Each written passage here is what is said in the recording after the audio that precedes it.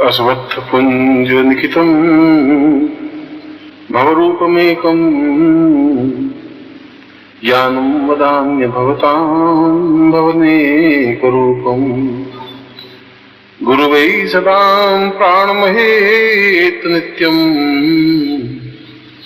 चिन्त्यो विचिन्त्यं भवतां सदा। हमारे शास्त्रों में एक गुरु उपनिषद है। दो उपनिषद बड़े महत्वपूर्ण हैं, एक गुरु उपनिषद है और एक शिष्योपनिषद भी है। गुरु उपनिषद में ऐसी कई बातें हैं जो ज्यादा उपयोगी हैं और शिष्योपनिषद में बताया है कि सही अर्थों में शिष्य कौन होता है, शिष्य के क्या लक्षण हैं, क्या धर्म है, क्या प्रयोजन है। और गुरु उपनिषद में साफ साफ बताया है कि केवल मात्र गुरु की ही जिम्मेवारी है कि शिष्य को सभी समस्याओं से मुक्त कर दे। ये बहुत बड़ी कठिन बात कही है, क्योंकि गुरु को भी उन्होंने फ्री नहीं छोड़ा है। ऐसा नहीं है कि शिष्य तकलीफ पाते रहे, ऐसा उन्होंने फ्री नहीं छोड़ा है। गुरु ने साफ बताया कि गुरु का यह कर्तव्य है कि शिष्य को सभी तकलीफों से मुक्त करे, उनकी कोई समस्या नहीं रहे। और जब वो फ्री हो पाएगा तो वो तेजी से अपने पथ पर अग्रसर हो सकेगा। यहां तक तो आपके हित की बात कही, वो तो सही है। और जिस ऋषि ने भी ये कही होगी वह कोई बहुत खरा गुरु रहा होगा, बहुत तलवार की धार पे चलने वाला गुरु रहा होगा। मगर उसके साथ साथ शिष्योपनिषद भी उसी गुरु ने लिखा है। जिसने गुरु उपनिषद लिखा है उसने शिष्योपनिषद भी लिखा है और उसमें यह बताया है कि शिष्य कौन होता है। ऐसा कुछ उसमें मैं वर्णन नहीं करूंगा कि शिष्य का धर्म यह है कि गुरु की सेवा करे, उसके पांव धोए, उसकी लंगोट धोए और उसको मिठाई लाके खिलाए और उसको नारियल चढ़ाए और पैसे लाके दे। मैं इन चर्चाओं में नहीं पढ़ना चाहता हूं, ये तो उन गुरुओं के लिए छोड़ देता हूं जिनके पास कुछ है नहीं, इसलिए वो शिष्यों को ऐसा उपदेश दे सकते हैं। ऐसा उपदेश हरिद्वार मथुरा रहने वाले जो और भी कई गुरु हैं उनके लिए भी कुछ चीजें मुझे छोड़ देनी चाहिए, उनके लिए मैं छोड़ रहा हूं। जो ये प्रवचन देंगे तुम्हें कि बच्चा मेरे एक मंदिर बनाना है, तुम 500 रुपये मुझे जमा कराओ, 1000 रुपये जमा कराओ और वस्त्र दे दो, मिठाई दे दो, खाना पीना दे दो, वो उनके लिए। इसके अलावा भी कई पॉइंट ऐसे हैं जो शिष्य को समझने चाहिए। इसीलिए गुरु और शिष्य का संबंध वैसा ही बताया है जैसा प्रेमी और प्रेमिका का संबंध होता है। कबीर ने अपने एक दोहे में एक जगह लिखा है कि मैं तो राम की बहुरिया, राम ही मेरो पति होई। ये बड़ी अटपटी बात है कि एक पुरुष ये कहे कि मैं तो बहू हूं, बहुरिया मतलब वो नई बहू जो शादी हुई अभी, ऐसी बहुरिया हूं और मेरे पति केवल राम हैं। तो आज के पढ़ने वाले अटपटा उनको लग सकता है कि ये पुरुष होकर के ऐसी बात कैसे कही। और ये तब होती है जब हम स्थूल दृष्टि से अपने आप को या गुरु को देखते हैं।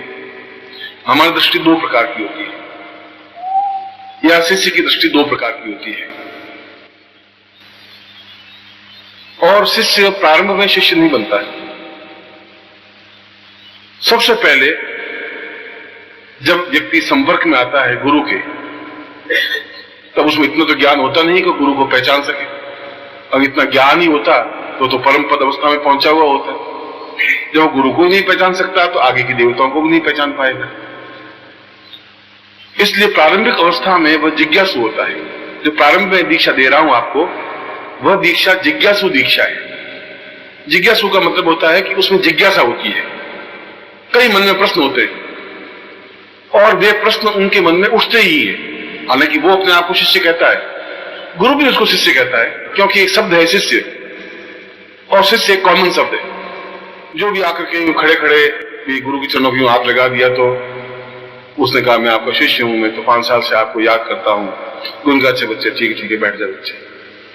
अब उससे न तो शिष्य बना न वो गुरु बना, दोनों ही एक फ्रॉड है, एक परंपरा है। उसने शिष्य गुरु का गुरुदेव, गुरुदेव उसने कहा शिष्य देव, ऐसा हुआ।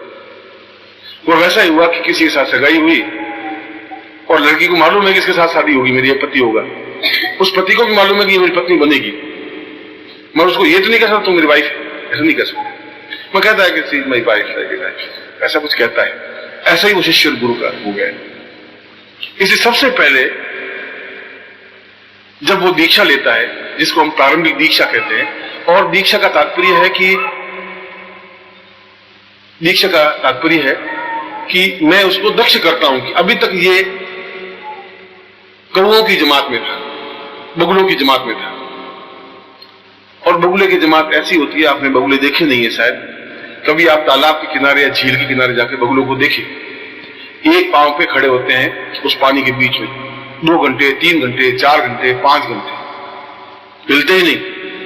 आप कंकर से फेंको तो हिलेंगे नहीं, आप आवाज करो तो हिलते नहीं, एक पांव पे बिल्कुल खड़े रहेंगे और नजर भी इधर उधर नहीं करते, सीधे पानी के अंदर नजर रहती है और जो ही मछली आती है सीधी पकड़ लेती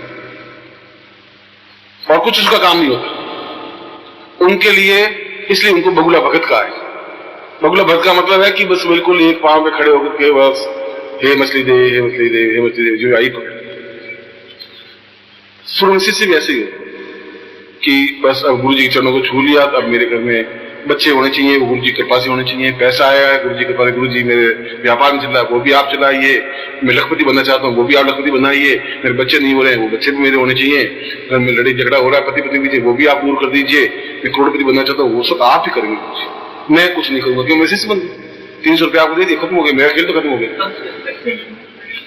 अब आप खुद कल्पना करिए कि गुरु की हालत क्या होती है, क्योंकि वो तो उम्मीद ऐसी लेके चलता है और ये सारी उम्मीदें गुरु संभव नहीं हो सकती। मैं क्या भगवान कृष्ण भी आके बैठ जाए तब भी नहीं कर सकता, उनको शायद 10,000 जन्म देने पड़े आपकी इन सारी समस्याओं को मुक्त होने के लिए।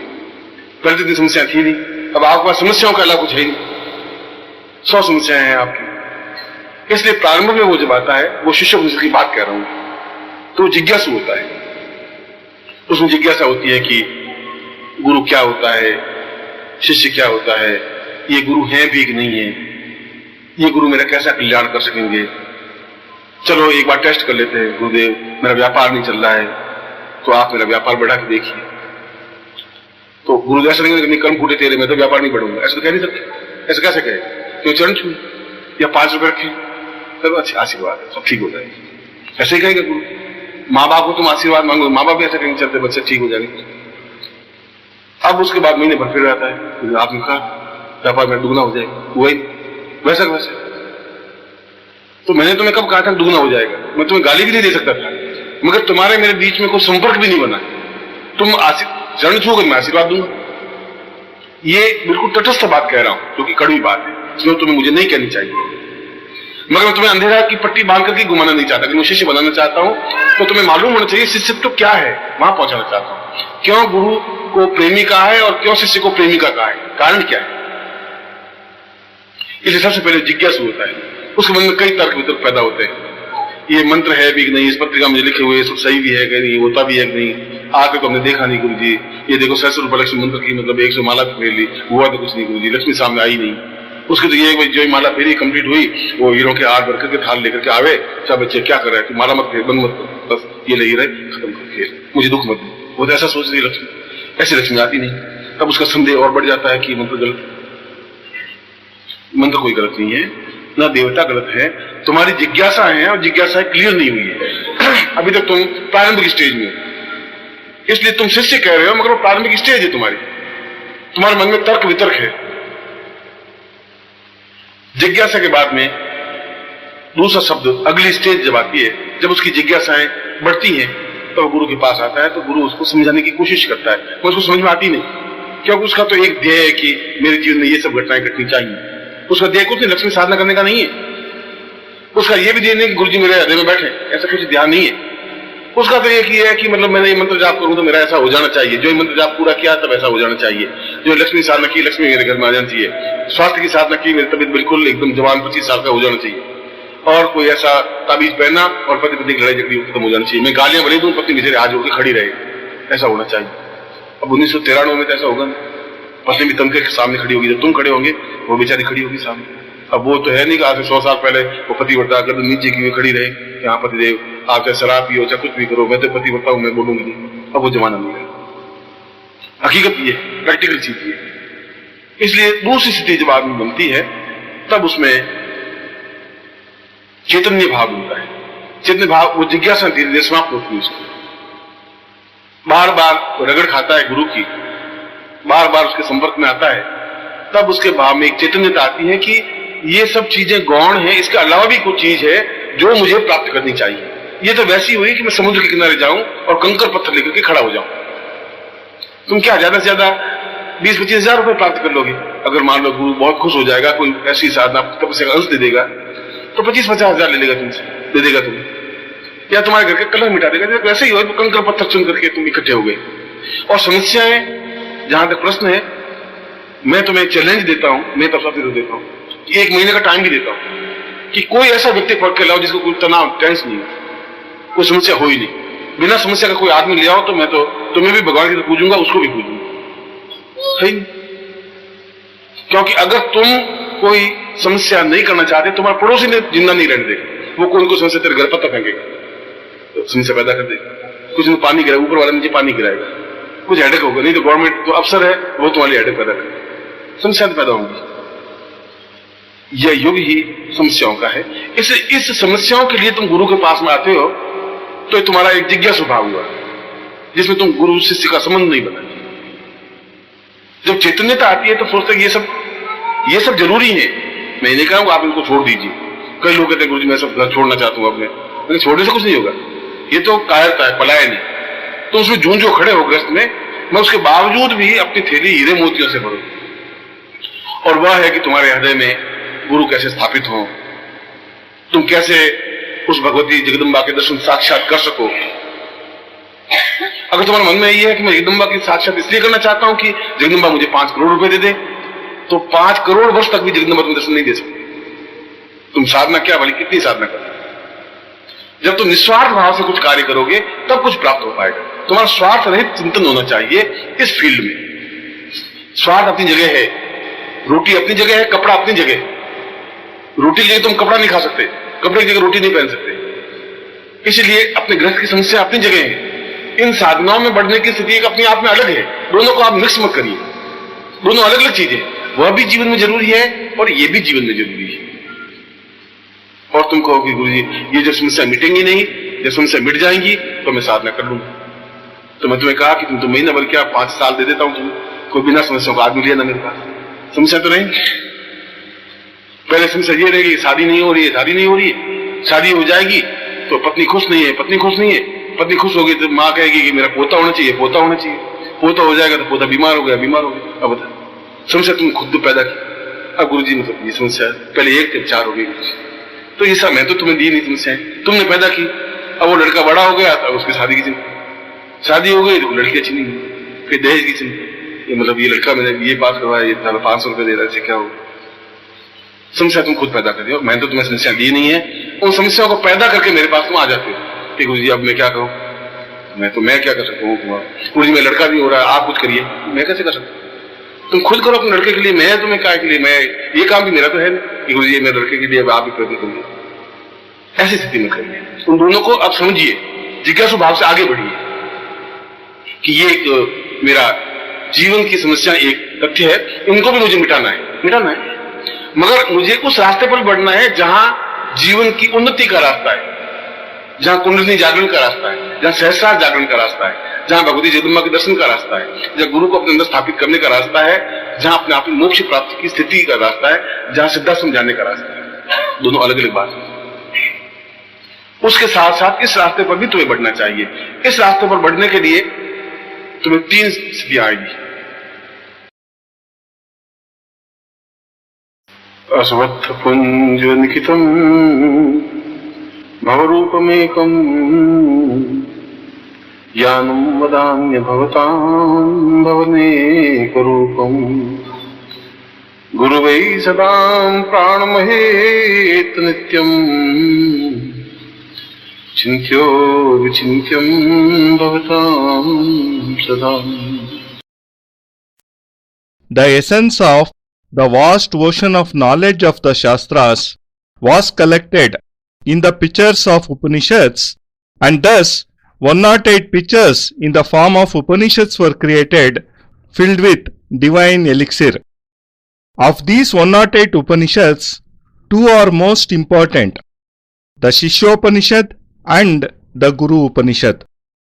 It's been elucidated in Shishyopanishad who a real disciple is, what his qualities are, what his duty is, and what his aim is.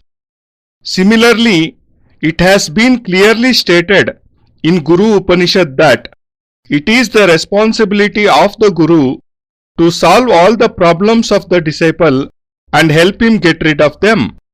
It is a very difficult task because problems are there even in a Guru's life.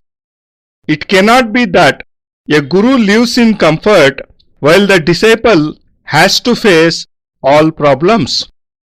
It's been clearly stated in Guru Upanishad that the Guru should liberate the disciple of all the problems. When a disciple shall thus become liberated, he shall be able to progress quickly on the path shown by the Guru. The sage who had said this must have been a very competent Guru, and he must have followed a very strict code himself. Shishyopanishad and Guru Upanishad have in fact been written by the same sage. It has been stated in it who a real disciple is. I won't say that the duty of a disciple is to serve the Guru, massage his feet, wash his clothes, offer sweets, food or money to him. I don't want to go into such a discussion. I leave this to those Gurus who do not have anything to give to the disciples and hence give such preachings. There are several Gurus in Haridwar and Mathura who can preach like this. I should leave something for them to preach, hence I leave this to them. They shall say to you, "Child, I have to get a temple constructed. Give me 500 rupees, some clothes, sweets and food." Other than this, there are several things which a disciple should understand. In the Upanishad, the relation of a Guru and disciple has been said to be similar to the relation between two lovers. Kabir, a saint, has said in a couplet, "मैं राम की बहुरिया, राम ही मेरा पति होय." This seems to be a strange thing for a man to say that he is the wife of Ram and Ram is his husband. The people today may feel surprised how a man could have said such a thing. This appears strange only when we look at ourselves or the Guru with a corporeal vision. All of us or a disciple can have two types of ways to look at everything. A person does not become a disciple straight away. When he comes into the contact of a Guru, he does not have the capability of recognizing his Guru.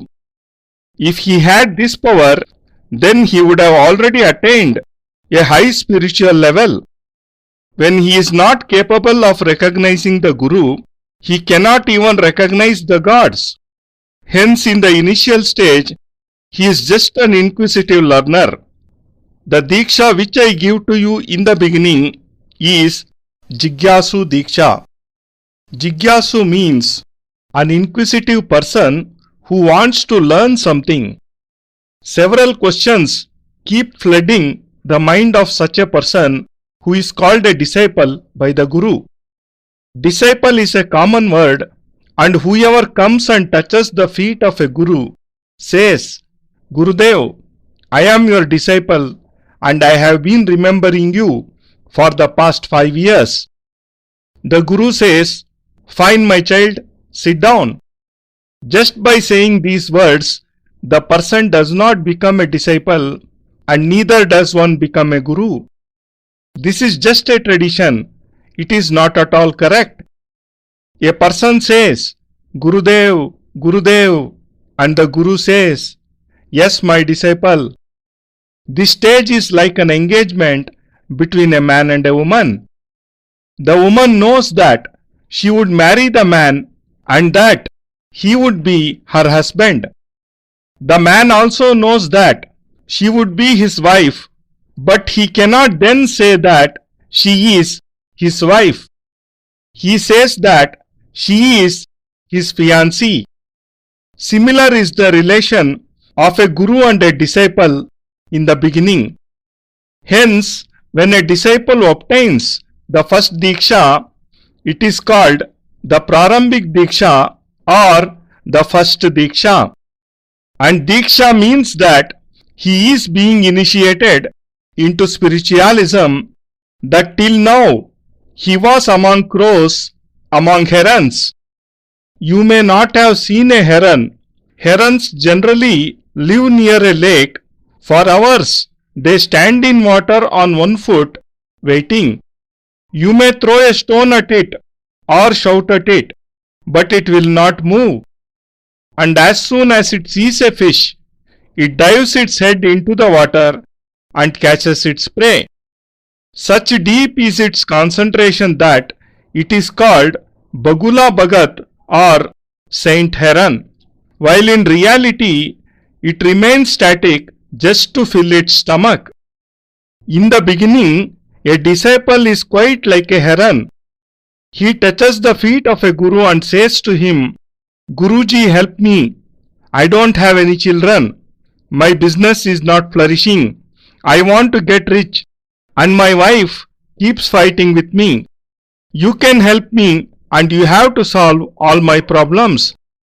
I have become your disciple, and I have offered 300 rupees to you as dakshina. Now my responsibility is over, and it is all up to you." Just imagine the plight of a guru. People have so many wishes, and fulfilling all of them is impossible even for God. If Lord Krishna appears today, even he cannot solve all their problems. He shall have to take birth 10,000 times in order to help you get rid of all your problems. First, man had no problem at all, and now he has nothing else but problems and more problems. According to Shishyopanishad, when a disciple comes to a guru, he is curious to know about him. He wants to know what is a guru, what is a disciple, is this guru real, how can he help me? Then he decides to test the guru once. He says to the guru, "Gurudev, my business is on a downslide. Please help me." Now a guru cannot say that he cannot do anything or that the disciple's luck is itself bad. The disciple has touched the guru's feet and offered some dakshina. So the guru says, "I bless you, everything shall be fine. If you seek the blessings of your parents, even they shall bless you with better luck." After 1 month, the disciple returns to the guru and says, "Gurudev, you had said that my income shall double, but nothing has happened. Now, as a guru, I could not have abused you, and neither did any close bond form between you and me so that I could have helped you. If you touch my feet, I shall surely bless you. This is the bare fact. It may sound bitter and maybe I should not say this to you, but I don't want to tie a cloth around your eyes and leave you to wander about. I want to lead you to your real destination." The disciple is, in the beginning, very inquisitive. Several doubts and suspicions arise in his mind, like whether the mantras have any significance, whether the tantra processes given in the magazine are true or not. He says to the guru that he has chanted the mantra of Sahasrarupa Lakshmi 10,000 times, but Lakshmi did not appear. He thinks that as soon as he completes the chantings, Lakshmi should appear with a tray filled with diamonds and give it to him. But Lakshmi does not appear. and doubts arise in his mind whether the mantra is correct or not. But in reality, neither the mantra nor the gods are wrong, rather, your own concepts and perceptions are not clear. There are doubts in your mind and you are still in the beginner's cradle. After this stage of inquisition ends, a person becomes a disciple. When all the questions, all concepts become clear, then the next stage sets in. The disciple comes to the Guru and the Guru tries to explain everything to him. But at first, the disciple does not understand anything because the only aim of his life till then is to achieve all material comforts.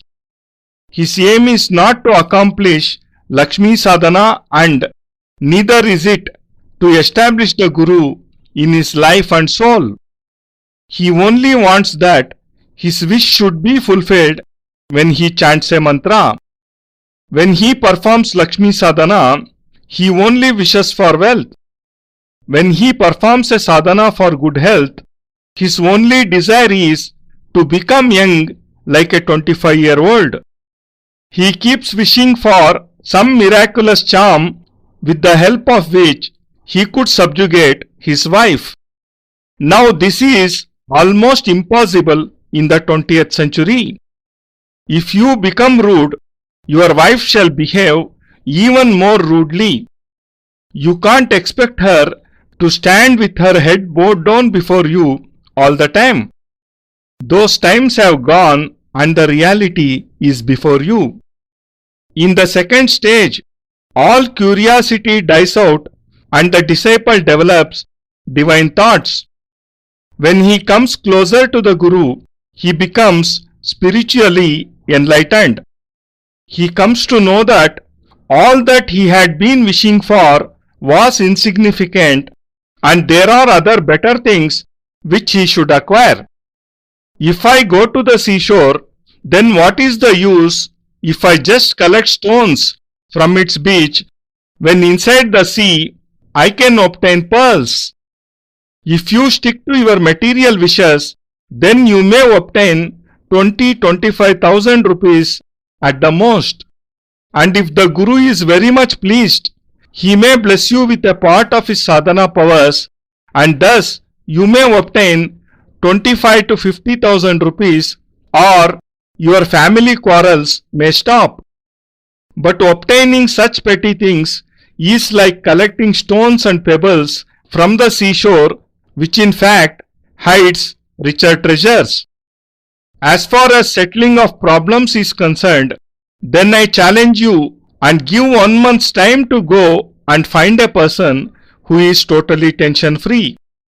If you find such a person, then I am ready to worship you as God. This is an age of problems. Your own neighbor shall not let you live in peace and shall keep creating trouble for you. He may throw stones at your house, he may throw water into your house, he shall be a constant headache for you. If he remains docile, then some government official may start troubling you. This shall go on. If you go to the Guru with your headaches, then this shows only your inquisitive nature. This is not an evidence of a relation of a Guru and a disciple. But when you become enlightened spiritually, then you realize the truth.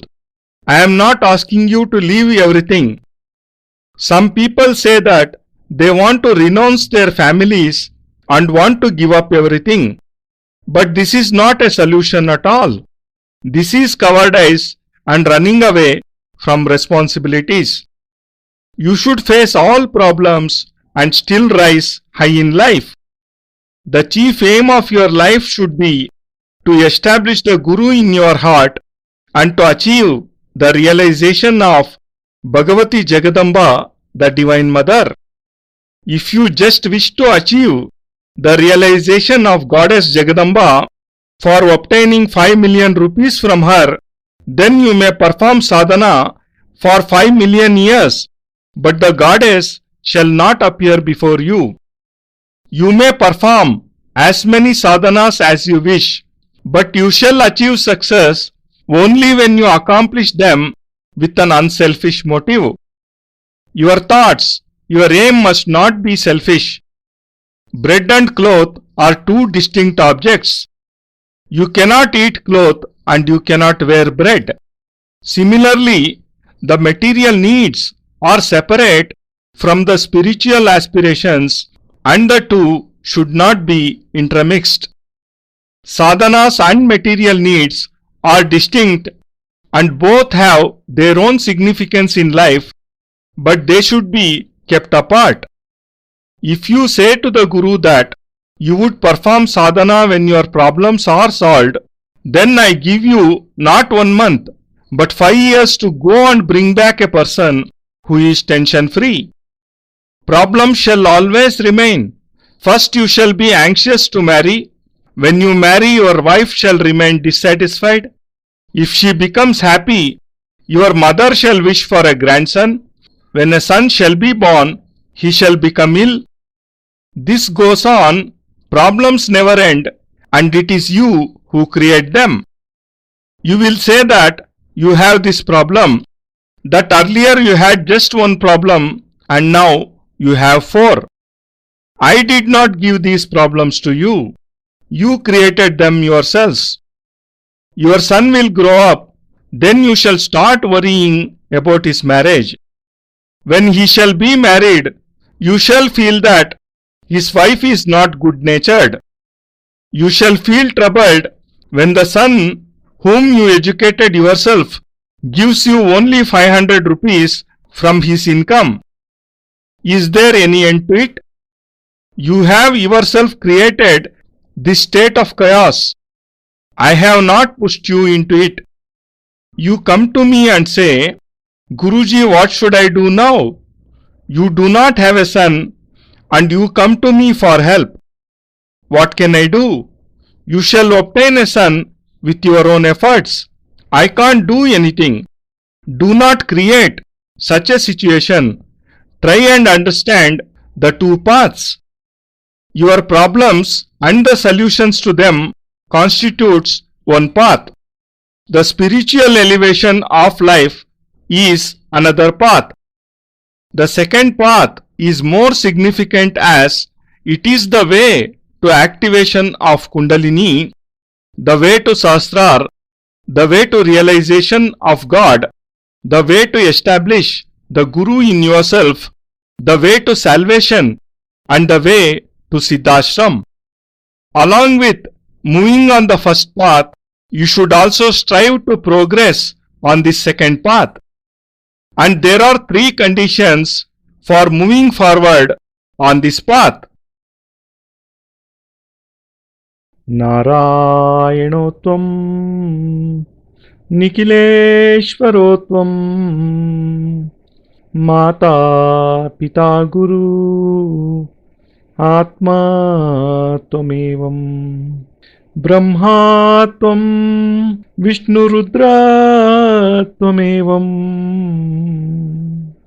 Siddhashramo-tvam